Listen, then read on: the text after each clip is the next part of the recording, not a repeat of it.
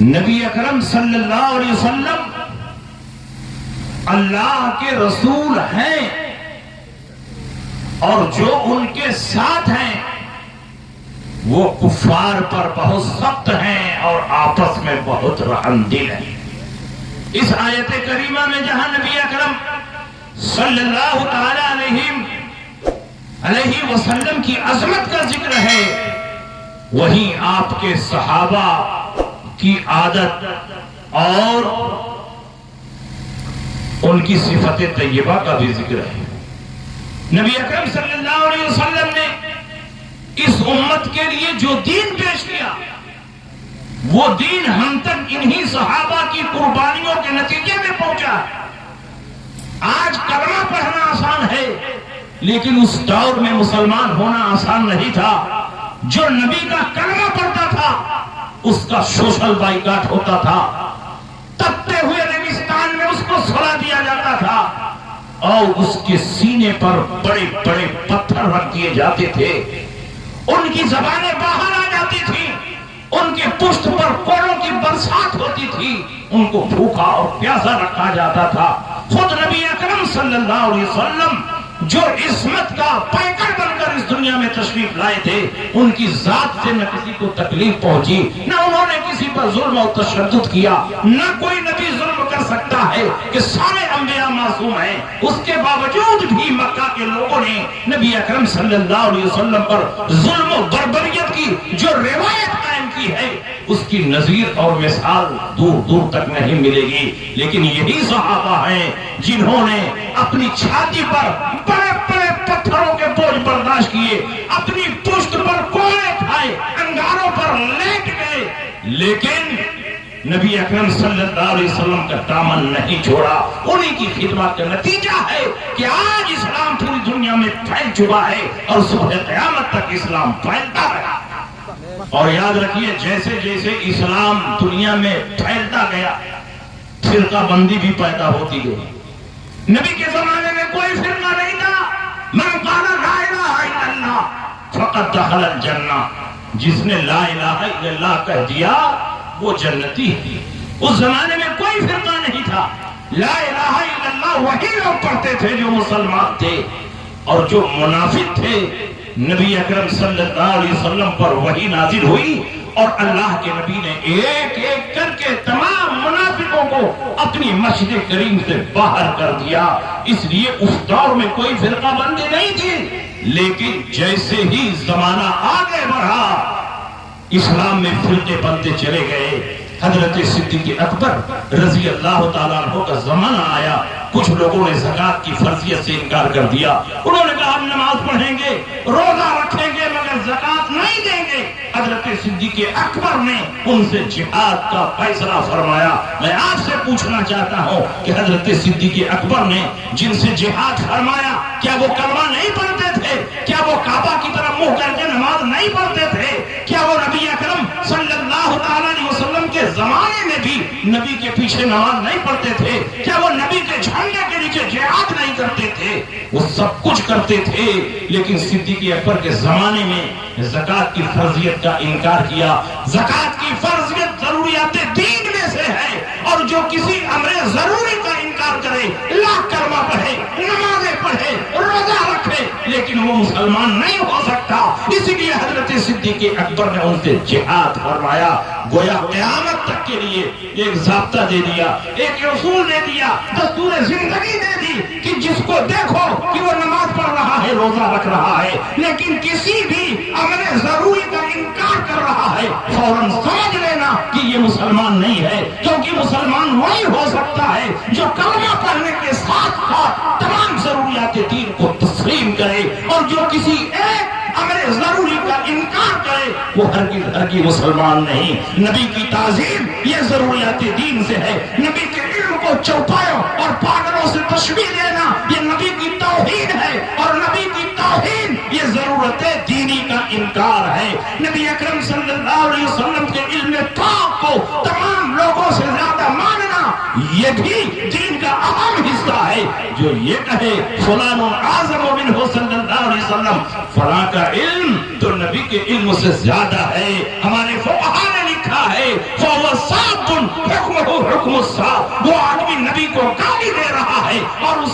वही है जो नबी को गाली देने वाले का हुक्म है।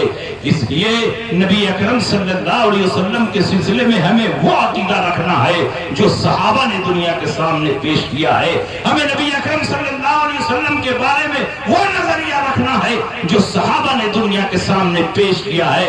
इसलिए मेरे दोस्तों, अल्लाह के नबी सय्यद आलम सल्लल्लाहु अलैहि वसल्लम ने किसी और के अमल को, किसी और की जिंदगी को आइडियल बनाकर दुनिया के सामने नहीं पेश किया, लेकिन सहाबा की जिंदगी को, सहाबा के अमल को हमारे ऊपर हुज्जत और दलील बनाकर पेश किया।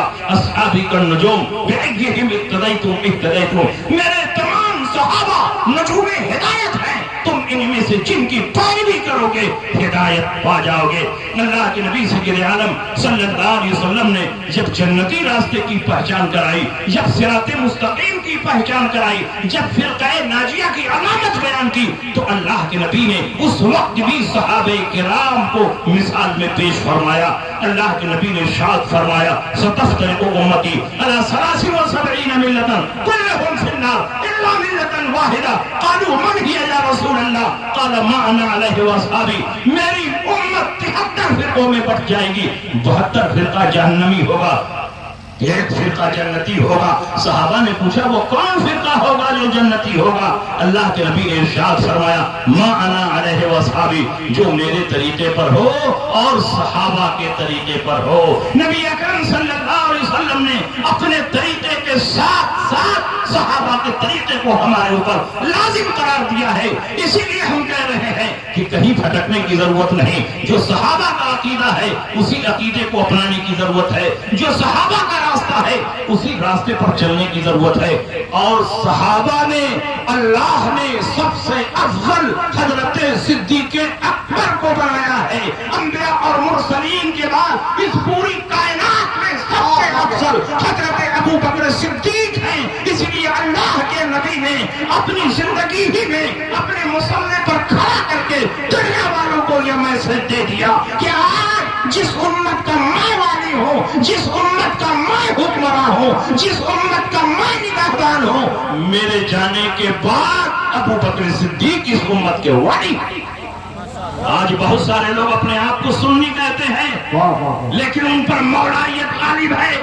हजरत अली की मोहब्बत में वो इस कदर अंधे हो चुके हैं कि सहाबा की शान में गुस्ताखियां कर रहे हैं और अपने आप को सुन्नी कह रहे हैं। सिद्दीक़ अकबर की अफजलियत का इनकार कर रहे हैं और अपने आप को सुन्नी कह रहे हैं। सिद्दीक़ अकबर की खिलाफत को खिलाफत गासिबा बता रहे हैं और अपने आप को सुन्नी कहते हैं। मैं कहता हूँ जो सिद्दीक़ अकबर की अफजलियत का इनकार करे न वो सुन्नी है न मौलाई है, क्योंकि मौला अली ने खुद अबू बकर सिद्दीक के बारे में इरशाद फरमाया, अफजल हाज़िही उम्मा बाद नबिय्यिहा अबू बकरीन, इस उम्मत में अंबिया और मुरसलीन के बाद सबसे अफजल अबू बकर सिद्दीक।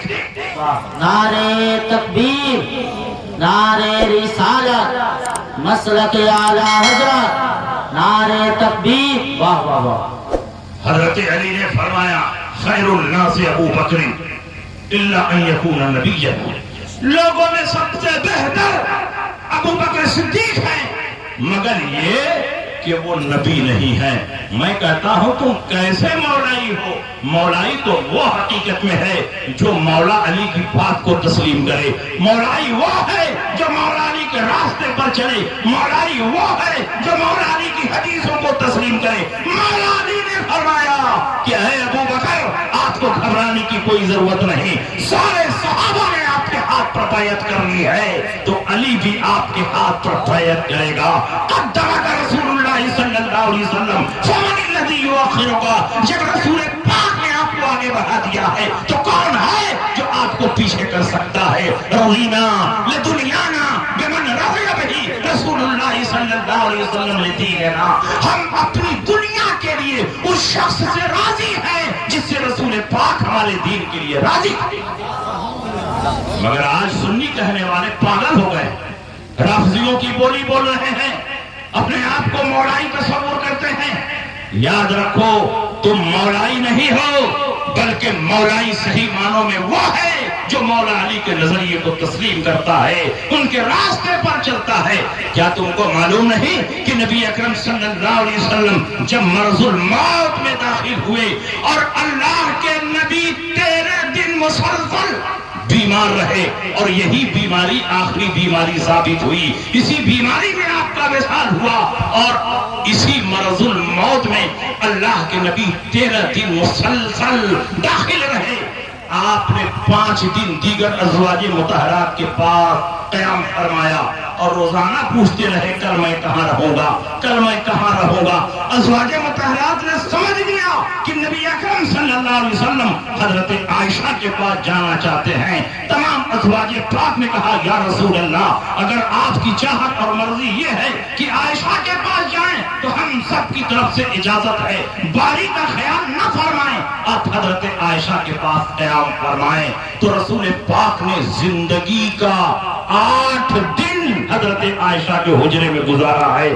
تاریخ اٹھا کر دیکھو، نبی کا وصال سوموار کو ہوا ہے اور 1 ہفتہ پہلے سوموار کو دوشنبہ مبارکہ کو حضور اکرم سید عالم صلی اللہ علیہ وسلم حضرت عائشہ کے حجرے میں تشریف لائے، مگر اس کے باوجود بھی مصلی امامت پر جا کر صحابہ کی امامت کرتے رہے۔ لیکن جب جمعرات کا دن آیا، مغرب کی نماز ہو چکی تھی، نبی اکرم صلی اللہ علیہ وسلم کا مرض بڑھتا رہا، ذوف و نقاہت میں شدت آ گئی۔ جب عشاء کا وقت ہوا اور عشاء کی اذان ہوئی، نبی اکرم صلی اللہ علیہ وسلم نے اٹھنے کی کوشش کی، لیکن آپ زمین پر لیٹ گئے، آپ پر بے ہوشی طاری ہوئی۔ اللہ کے نبی جب ہوش میں آئے تو آپ نے ارشاد فرمایا کہ مجھے 7 مشق پانی سے غسل دیا جائے جس کی بندش نہ کھولی گئی ہو، تاکہ غشی کا اثر دور ہو اور میں صحابہ کو وصیت کر سکوں، ان کو نصیحت کر سکوں۔ 7 مشق پانی سے آپ کو غسل دیا گیا اور اس کے بعد اللہ کے نبی اٹھنے کی کوشش کرتے ہیں، غشی دور ہوتی ہے، لیکن ذوف و نقاہت کا اتنا غلبہ ہے کہ نبی وہی زمین پر لیٹ گئے اور پھر کچھ دیر کے بعد بے ہوش ہو گئے۔ ہوش میں آتے ہیں، پھر اٹھنے کی کوشش کرتے ہیں، لیکن ذوف و نقاہت کی وجہ سے اٹھ نہ سکے۔ اور ادھر عشاء کی نماز میں دیری ہو رہی تھی، صحابہ صفیں لگا کر کھڑے تھے، امام کا انتظار ہو رہا تھا۔ اللہ کے نبی سید عالم صلی اللہ علیہ وسلم نے فرمایا مرو ابا بکر فلیصلی بالناس، ابو بکر کو حکم دو کہ وہ لوگوں کی امامت کریں۔ بخاری شریف میں متعدد جگہوں پر یہ حدیث موجود ہے۔ حضرت عائشہ صدیقہ نے کہا یا رسول اللہ ان ابا بکر رجل رقیق اذا قام مقامك لا يستطيع ان يصلي بالناس، ابو بکر رقیق القلب ہے، نرم دل ہے، جب آپ کی جگہ پر کھڑے ہوں گے تو رونے لگیں گے اور وہ صحابہ کی امامت نہیں کر پائیں گے، اس لیے آپ کسی اور کو حکم دیں کہ وہ جا کر نماز پڑھا دے۔ لیکن آج مسئلہ صرف نماز پڑھانے کا نہیں ہے کہ امام نہیں ہے تو مؤذن پڑھا دے، آج تو خلافت کی طرف اشارہ کرنے کا دن ہے۔ نبی اکرم صلی اللہ علیہ وسلم نے فرمایا مروا ابا بکر فلیصلی بالناس، ابو بکر کو حکم دو لوگوں کی نماز پڑھائیں۔ پھر حضرت عائشہ نے یہی کہا رقیق القلب ہیں، نرم دل ہیں، آپ کی جگہ پر کھڑے ہوں گے تو نماز نہیں پڑھا سکیں گے، عمر کو حکم دے دیجئے کہ وہ نماز پڑھائیں۔ حضرت عائشہ فرماتی ہیں اسی بخاری میں ہے کہ میں نے سوچا کہ نبی اکرم صلی اللہ علیہ وسلم چند دن کے مہمان ہیں، اگر میرے باپ نبی کے مصلی پر کھڑا ہوئے اور نبی کا وصال ہو گیا تو لوگ کہیں گے ابو بکر منحوس ہیں، نبی کے مصلی پر آئے اور ادھر نبی کا وصال ہو گیا۔ حضرت عائشہ چاہتی ہیں کہ میرے باپ کو کوئی منحوس نہ کہے، لیکن نبی ہیں کہ مصر ہیں، پوری شدت کے ساتھ فرماتے ہیں مری ابا بکر فلیصلی بالناس فإن كن صواحب یوسف، ابو بکر کو حکم دو کہ لوگوں کی نماز پڑھائیں، تم لوگ یوسف کی سہیلیوں میں سے لگتی ہو کہ اپنی بات پر اڑی ہوئی ہو۔ میں آپ سے پوچھنا چاہتا ہوں، وہاں حضرت علی بھی موجود تھے، حضرت عباس بھی موجود تھے، ابن عباس بھی موجود تھے، اگر صرف نماز پڑھانے کا مسئلہ ہوتا تو نبی اکرم صلی اللہ علیہ وسلم اتنی شدت کے ساتھ حکم نہیں دیتے، فرماتے ٹھیک ہے کسی کو بھیج دو نماز پڑھا دے۔ لیکن نبی اکرم صلی اللہ علیہ وسلم اپنی زندگی میں اپنے مصلی پر ابو بکر کو کھڑا کر کے پوری دنیا کو یہ میسج دے رہے ہیں کہ آج میری زندگی میں میرے مصلی پر کھڑا ہو کر جو صحابہ کی امامت کرے گا وہی میرے مثال کے بعد پوری ملت اسلامیہ کا خلیفہ۔